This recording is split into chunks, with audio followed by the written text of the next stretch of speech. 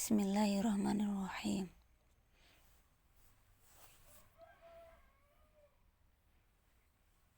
Tadabbur Surah Al-Asr bagian 3.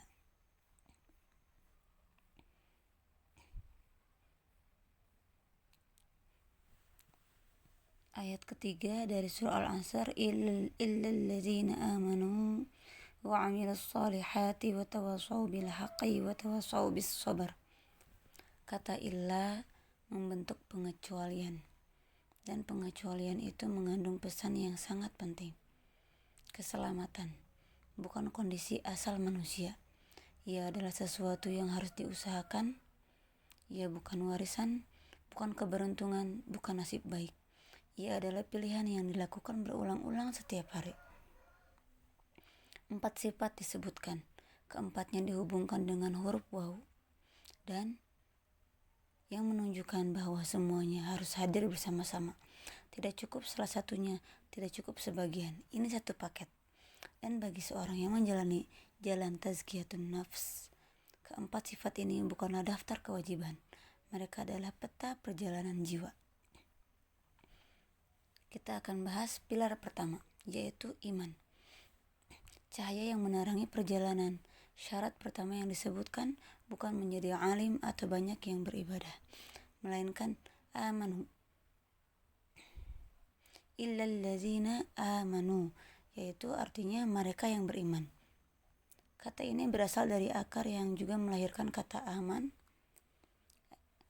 Artinya aman, tentram, dan terpercaya. Iman dalam perspektif tazkiyatun nafs bukan sekedar persetujuan akal terhadap 6 rukun. Iman adalah sebuah keadaan jiwa, bersandar kepada Allah dengan penuh keyakinan, sehingga hati menemukan ketenangannya. Inilah yang dimaksud ketika Allah berfirman dalam surat lain, ala bizikrillahi tatma'innul qulub. Artinya, hanya dengan mengingat Allah hati menjadi tenang. Nabi SAW bersabda dalam hadis Jibril, al-imanu an tu'mina billahi wa malaikatihi wa kutubihi wa rusulih wal yaumil akhir wa tu'mina bil qadari khairihi wa syarrih. Iman adalah engkau beriman kepada Allah, kepada para malaikatnya, kepada kitab-kitabnya, kepada rasulnya, kepada hari akhir, serta takdir baik maupun yang buruk. Hadis riwayat Muslim nomor 8. Ibnu Rajab Al-Hanbali dalam Jami' Al-Ulum wa Al-Hikam menegaskan bahwa iman yang sejati lahir dari ilmu. Tidak ada iman yang hidup tanpa pemahaman, dan tidak ada pemahaman yang bermanfaat jika tidak mengubah keadaan hati.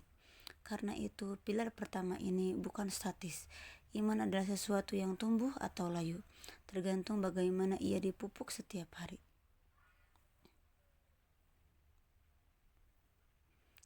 Pilar kedua, yaitu amal soleh, bukti bahwa hati telah berubah setelah iman. Yang disebutkan adalah amilus solihat wa amilus solihat.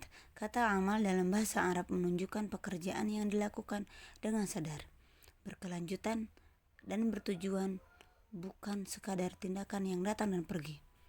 Ini bukan soal sekali berbuat baik lalu selesai.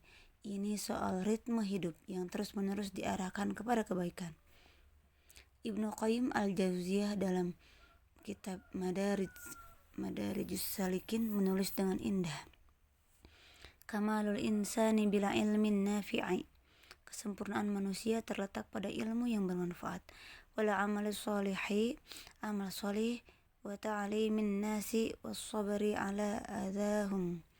Mengajarkan manusia dan bersabar atas gangguan mereka.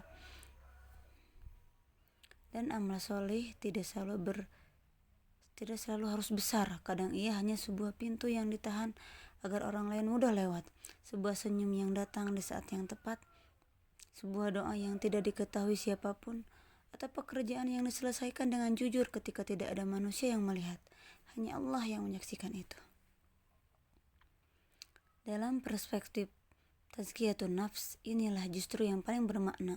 Amal yang kecil di mata manusia tetapi lahir dari hati yang bersih dan ditujukan sepenuhnya kepada keridhaannya, maka hati yang beriman melahirkan suatu amal, dan amal yang konsisten memelihara iman agar tidak layu.